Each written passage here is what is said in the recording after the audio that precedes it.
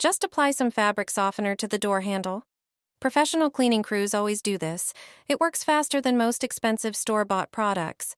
Grab a glass bowl, or a plastic container works too. Add 1 tablespoon of vegetable oil. The oil conditions the surface and creates a delicate protective layer. Next, measure out a capful of fabric softener and pour it into the bowl. Just use whatever brand you have at home. It smells amazing and makes cleaning a breeze. Now, get a jar and pour the entire mixture into it. Close the lid and give it a good shake. This step is key. The softener and oil need to combine properly. Grab a microfiber cloth. Pour the mixture onto the cloth, soaking it thoroughly, and spread the liquid across its surface. Now, wipe down the door. You'll see the dull surface start to shine immediately.